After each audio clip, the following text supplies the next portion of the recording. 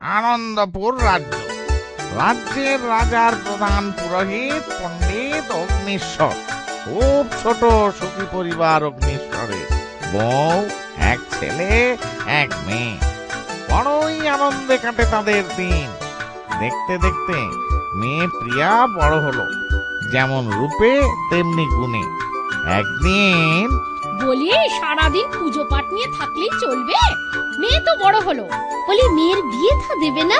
বিয়ে দিতে গেলে আগে পাত্র খুঁজতে হবে ভালো দেখে।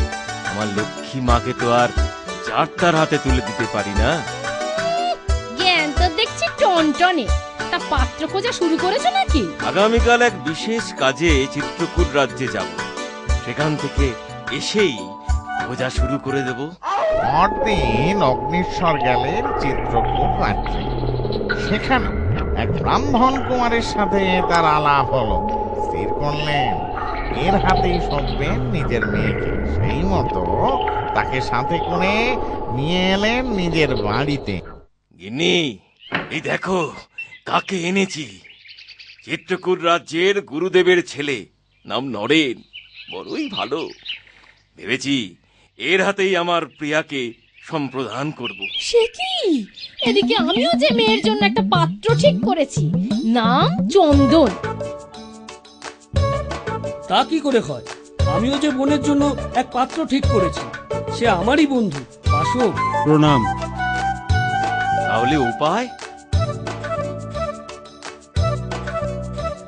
শোনো বাবা, আমি আগামীকাল বাগান থেকে নিজেই ফুল তুলে সেই ফুলের মালা গেঁথে যার গলায় পরাবো, তার সাথে তোমরা আমার বিয়ে দিও। বেশ মা, তাই হবে।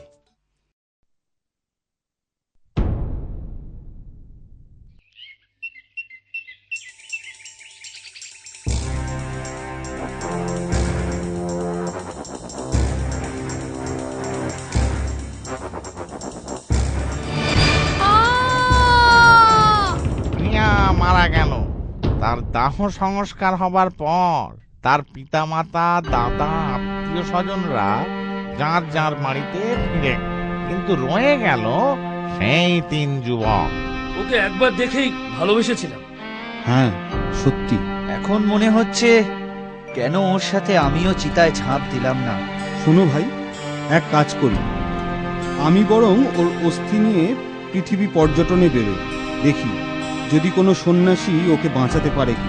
বেশ, আমি তবে ওর ছাই নিয়ে পৃথিবী পর্যটনে বেরোই। কিন্তু ভাই, তুমি? না, আমিও স্মৃতিকে আঁকড়ে এখানেই অপেক্ষা করব তোমাদের আসা পর্যন্ত। বেশ, আমরা তোমায় কথা দিলাম, ঠিক 1 বছর পরে আমরা আবার এখানে ফিরে আসব। ততদিন তুমি এখানে আমাদের জন্য অপেক্ষা করো। বাসব আর চন্দন বের হলো পৃথিবী পর্যটনে, আর নরেন তার প্রিয়ার স্মৃতিকে আঁকড়ে নিয়ে সেই শ্মশানেই শুরু করলো যোগ সাধনা। এদিকে চন্দন ঘুরতে ঘুরতে ক্ষুধার্ত পিপাসার্থ অবস্থায় এলো এক ব্রাহ্মণের গৃহে। শুনছেন? কেউ আছেন? শুনছেন? কেউ কি শুনছেন? আমি আমি এক ব্রাহ্মণ যুবক, বিশ্ব পর্যটনে বেরিয়েছি। বড়ই ক্ষুধার্ত, পিপাসার্ত। ভয় নেই, আমি জাতে ব্রাহ্মণ। দয়া করে আমার গৃহে এসে ক্ষুধা তৃষ্ণা নিবারণ করুন। বেশ, চলুন।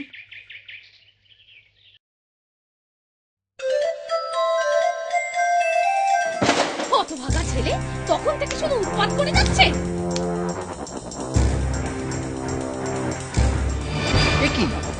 কি আপনি আপনি একটা শিশুকে সামান্য অপরাধে মেরে ফেললেন? ছি ছি ছি ছি ছি ছি, ঠিক আপনাদের ঠিক। চিন্তা করবেন না, ওকে আমি ওই মৃত সঞ্জীবনী মন্ত্রে আবার বাঁচিয়ে তুলব। এরপর ব্রাহ্মণ মৃত সঞ্জীবনী মন্ত্র প্রয়োগে তার ছেলের জীবন দান করলো। অবাক চন্দন, চিন্তা করলো যেন তেন প্রকারেণ ওই মৃত সঞ্জীবনী মন্ত্রের পুঁথি প্রাপ্তেও চোরের মতো ওই পুঁথি হরণ করে সে পালালো।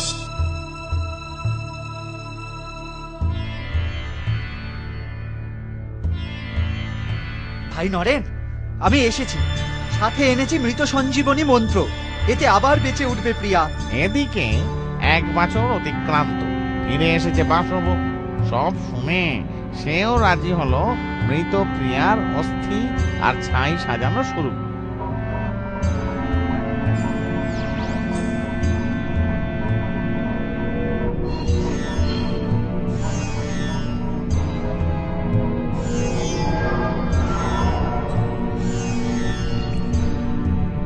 ব্যাস হয়ে গেছে।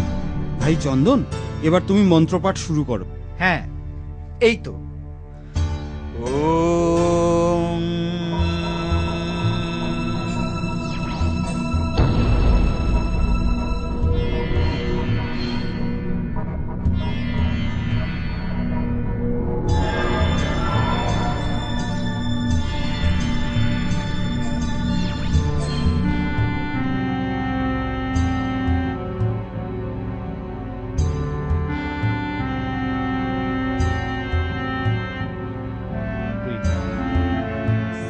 বেঁচে উঠেছে, প্রিয়া বেঁচে উঠেছে, প্রিয়া বেঁচে উঠেছে। আচ্ছা মহারাজ, এবার বলো তো, প্রিয়া এদের 3 জনের মধ্যে কাকে স্বামী হিসাবে মেনে নেবে? নরেনকে। কারণ চন্দন প্রিয়ার জীবন দান করেছে, তাই সে পিতার সমান। বাসব তার অস্থি বহন করেছে, তাই সে পুত্র সমান। কিন্তু নরেন তার স্মৃতিকে আঁকড়ে নিয়ে তার অপেক্ষা করে চলেছে, যা একমাত্র কোনো স্বামী বা স্ত্রী তার স্ত্রী বা স্বামীর জন্যই করে থাকে।